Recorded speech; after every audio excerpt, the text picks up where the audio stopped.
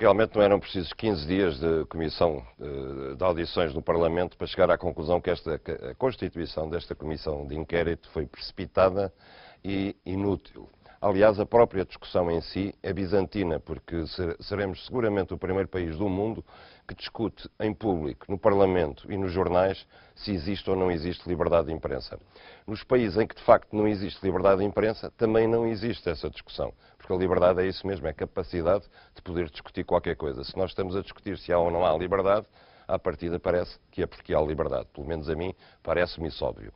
Depois, fazer desfilar uma quantidade de jornalistas, diretores de jornais, administradores de jornais, a par com outras pessoas que são suspeitas ou de serem inimigos da liberdade de imprensa, terem intervindo ilegalmente nos jornais e na imprensa, e ouvir de cada um o seu caso pessoal, as suas queixas pessoais ou a sua opinião pessoal, não chega para chegar a uma conclusão. É evidente que toda a gente tem queixas, todos os jornalistas têm queixas, todos os jornalistas já sofreram interferências.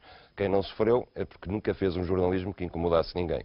Todos nós sofremos interferências do poder político, vamos continuar a sofrer, isso é normal. O que não é normal é ceder a elas.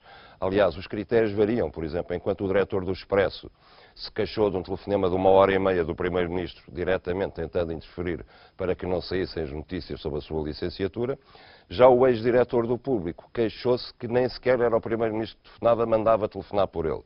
E desabafou, ao menos de antes telefonavam diretamente.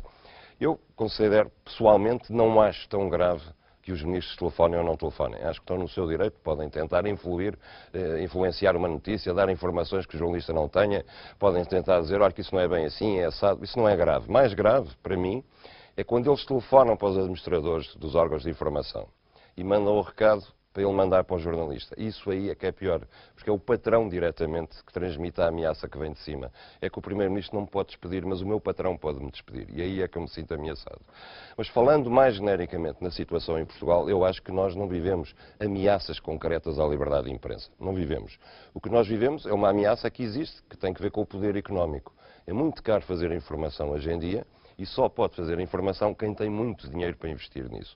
E quem tem muito dinheiro, normalmente, não quer dizer que seja a regra infalível, mas normalmente também tem interesses particulares a defender. Por exemplo, eu dou só um exemplo.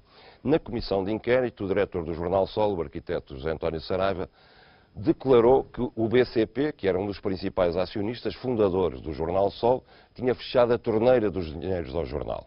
E que a partir de certa altura, quando entraram socialistas na administração do BCP, o BCP passou a cortar o crédito ao Sol, apesar de ser seu acionista. Eu até acredito que isto seja verdade. Não me custa muito acreditar que isto foi assim que aconteceu. O problema é que o próprio jornal pôs-se a jeito, quando vai buscar para seu financiador, seu sócio fundador, um banco. É evidente que um banco tem interesse a defender. Será que o Jornal Sol, antigamente, quando o BCP era seu sócio, podia pôr notícias contra o BCP? Seguramente que não.